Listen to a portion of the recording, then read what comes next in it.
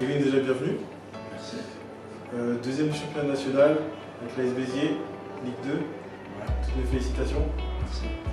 Qu'est-ce que ça fait de finir deuxième et puis de savoir qu'on va enfin monter en Ligue 2? Ouais, c'est la sensation d'un, entre guillemets, un travail accompli depuis des années, on va dire. Après, je pense que c'est pas une fin en soi, puisque il faut après confirmer au niveau professionnel.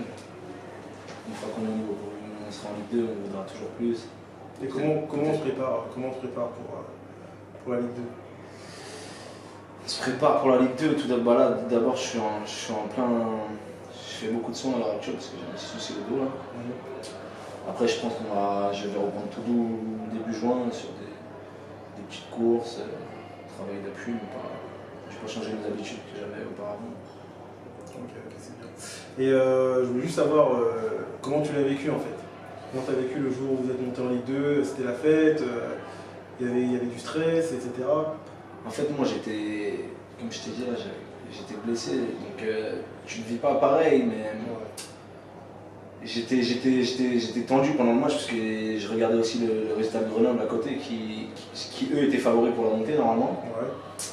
Donc ouais, j'étais assez stressé et après je m'attendais pas à une telle émotion, tu vois. Même le fait de ne pas jouer le match, tu vis quand même le truc et tu te dis que c'est incroyable quand même. Même là, je réalise pas Tu réalises pas encore? Je réalise pas vraiment on va dire le truc exceptionnel qu'on a réussi à faire ensemble, mais c'est vrai que c'est vraiment beau. Non mais c'est bien, parce que je voyais à la fin du match, j'ai vu tous les joueurs qui étaient là devant une tablette, c'était une tablette ou un téléphone, afin d'attendre le résultat de Grenoble. C'était assez marrant. Ouais, je crois qu'ils avaient mis 8 minutes de temps additionnel. Ça devait rajouter le stress. Du coup, ouais, c'était la libération au moment où l'arbitre a sifflé, que ça, ils ont fait le job là-bas. Du coup. Ok, d'accord. Et je veux juste savoir par rapport à ta carrière, tout simplement, quel a été le joueur le plus fort avec qui tu as joué ou contre qui tu as joué? Contre qui j'ai joué, à chaque fois je le dis, je pense que c'est Ronny Lopez. Il était venu avec la réserve de Lille parce qu'il était prêté par Monaco et justement Lille il jouait à Monaco. En fait c'est un joueur de mon profil, mais il m'a tellement. Sa tonicité était très forte. Ouais, franchement c'est lui qui m'a marqué. C'était dur pour le défenseur qui même moi j'étais dans le couloir, j'essayais de défendre sur lui et je me rendais compte. Impossible. C'était trop. Déjà Ronny Lopez, on sait que c'est fort, on s'imagine même pas un Cristiano Ronaldo ou un Messi. Mais déjà ça va, il a commencé à bien progresser en Ligue 1, je trouve. Ouais, c'est bien. C'est un bon joueur. Voilà, j'imagine même pas Messi. Et toi, j'aime moins, mais. T'es plus Messi? Ouais, mais bien Parce sûr. que t'es gaucher aussi. Ouais, c'est un plus tout, c'est un tout, ça. Je me vois plus en ce genre-là que. D'accord. Justement, toi, dans un idéal, dans le futur, tu te verrais dans quel championnat? Franchement, je sais pas. Il y a beaucoup de gens qui me parlent de l'étranger, mais j'ai toujours voulu rester en France. Peu importe où j'atterrirais, où je finirais, où je serais, mais j'ai toujours voulu rester en France. Faire rester dans l'intermédiaire? Ouais, je sais pas. Les gens, ils ont souvent des envies d'ailleurs, et j'ai tellement vu des gens partir et revenir avec des échecs que je sais pas. Ouais, c'est vrai que pour partir, faut être prêt déjà, Ouais. parce qu'il y a un gros manque qui s'installe. C'est ça. Souvent les gens ils s'en vont les yeux fermés, souvent c'est pour des raisons financières, etc. Des fois, il y a des problèmes d'argent, tu Exactement. joues pas, c'est bizarre un peu l'étranger. Après, je te dis pas non, hein, on va dire au-delà de la France, c'est l'Espagne qui m'attire. D'accord, très bien, tu es plus pour l'Espagne. Ouais, plus pour l'Espagne. Ok, bah parfait. Et est-ce que dans ta carrière, pareillement par rapport aux joueurs, est-ce que tu as eu un entraîneur qui t'a marqué? Ouais, c'est Nasser Sanjak quand j'étais à Noisy.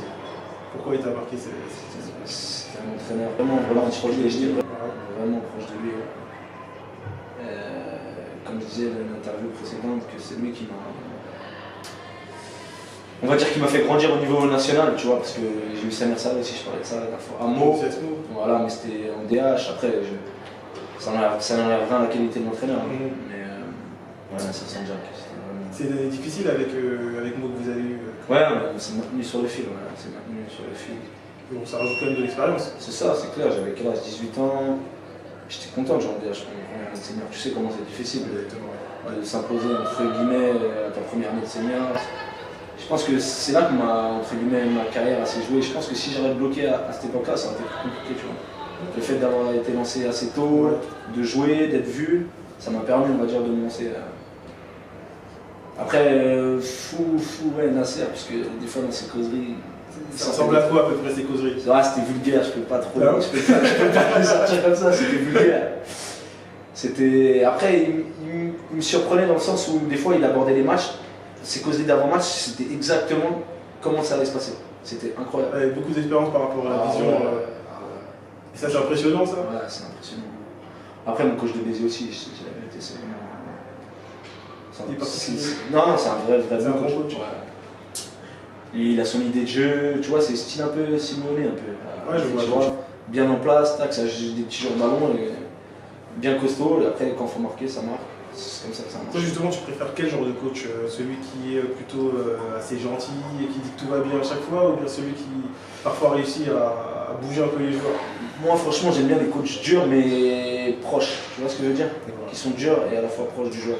Je suis un joueur affectif, je vais pas te mentir. Par exemple, l'idéal en termes de coach, ce serait qui en Ligue 1? Enfin, en personnalité, c'est-à-dire en personnalité, tu verrais plutôt dans Wenger, Pep Guardiola, Mourinho? J'aimerais bien un petit mélange un petit mix, je pense, entre Guardiola et Simone, si tu peux. Ouais, je vois. Peut-être Laurent Blanc aussi, on peut ajouter du Laurent Blanc. Laurent Blanc, c'est pas mal. Ouais. C'est pas mal. Ok, parfait. Qu'est-ce que tu penses qu'on peut te souhaiter pour le futur? Le futur, écoute, atteindre des objectifs que je ne me fixe pas au final. Tu te fixes pas forcément d'objectifs? Non, j'essaye d'atteindre. Comment dire, j'ai même pas d'objectif en vérité. Je te mentirais si je te dirais que j'ai envie d'aller en Ligue 1. Si je veux y aller, je me dis que j'irai, tu vois.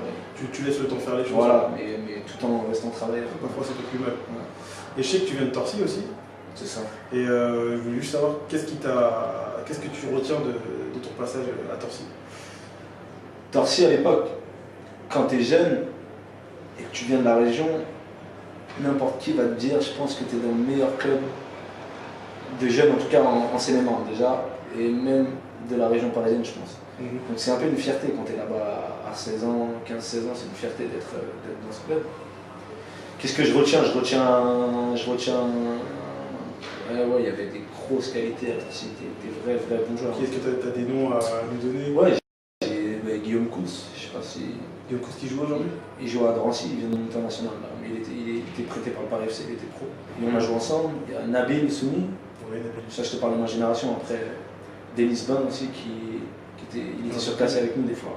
On est deux actuellement avec le Havre. Batista aussi, très bon joueur, avec Créteil là.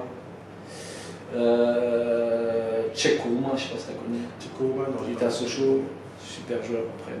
Il a eu, je pense qu'il, je sais pas s'il joue encore, je sais pas trop, très bon joueur. Et puis j'en passe, hein, tu sais très bien comme moi que. Je pense que tu étais aussi à Torcy. Ouais, justement. Tu sais très bien comme moi qu'il y avait des super joueurs.